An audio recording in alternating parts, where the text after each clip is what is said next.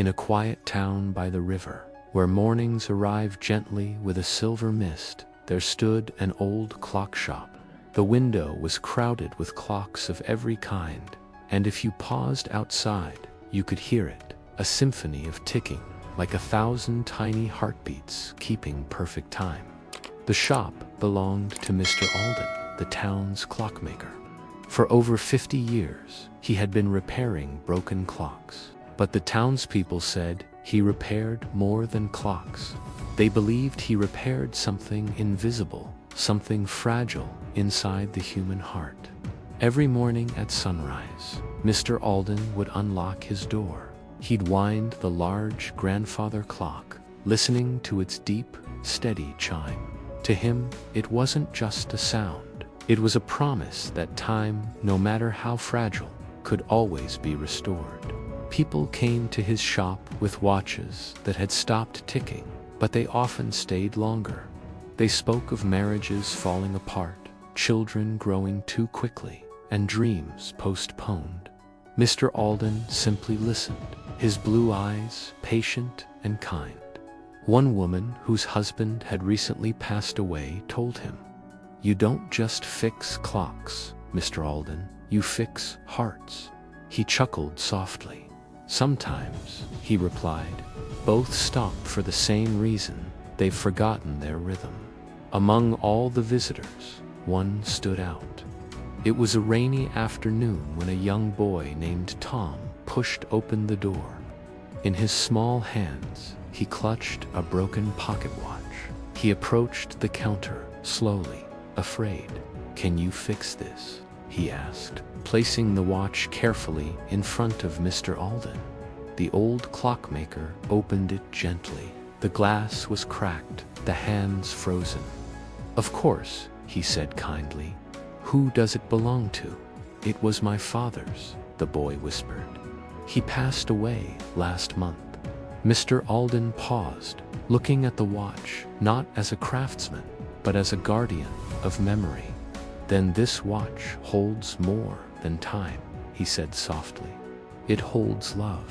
He told Tom to return the next day. That evening, long after closing, Mr. Alden remained in his shop. He worked slowly, carefully replacing a bent spring, polishing the casing, aligning the tiny gears. When he finally wound it, the watch began to tick, again soft, steady, alive. The next morning, Tom returned. Mr. Alden handed him the watch with a gentle smile. "It's working now," he said. Tom reached into his pocket and pulled out a few crumpled bills. "It's all I have." Mr. Alden closed the boy's hand over the money and shook his head. "No charge," he said quietly. "Your father already paid for it long ago." The boy looked confused. Mr. Alden pointed to a faded photograph on the wall, showing a much younger version of himself beside a soldier. "Years ago," Mr. Alden explained, "a storm tore my roof away. I had no savings. Your father helped me repair it. When I tried to pay him, he refused. He said, 'One day, help someone else instead.' So you see, I'm simply keeping a promise." Tears welled in Tom's eyes as he held the watch close, feeling its steady ticking against his heart. In that moment, a thread of kindness stretched across time between them. Years drifted by. Mr. Alden's hair grew whiter, his steps slower, but he never stopped giving his time. When someone came in without enough money, he would smile and say, "Don't worry, I'm just borrowing time from tomorrow." And somehow, kindness always returned, never in the same form, but always in equal measure. The shop became the heart of the town. Children grew up remembering its ticking. Couples marked anniversaries by repairing heirloom watches. It was a place of comfort, a reminder of steady time. Then one winter morning, the shop did not open. Snow rested quietly on the rooftops. A small crowd gathered. Using a spare key, they entered slowly. Inside, the clocks were still ticking, their rhythm calm and steady. Mr. Alden sat in his chair, his hands folded peacefully, his expression serene.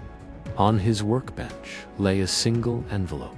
The mayor opened it and read aloud. "If you're reading this, it means my time has stopped. But do not be sad. Time spent helping others is never lost. It is simply passed on. Every moment you give becomes part of someone else's story." And in that way, time continues.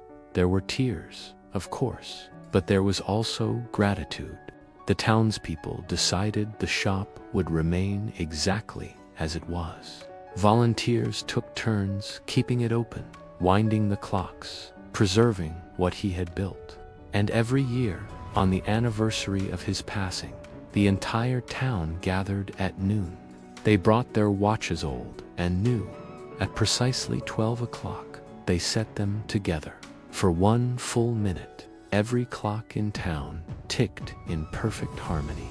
In that unified rhythm, they remembered a man who understood something many forget. Time is not measured only in seconds or hours. It is measured in attention given, in patience offered, in kindness extended without expectation.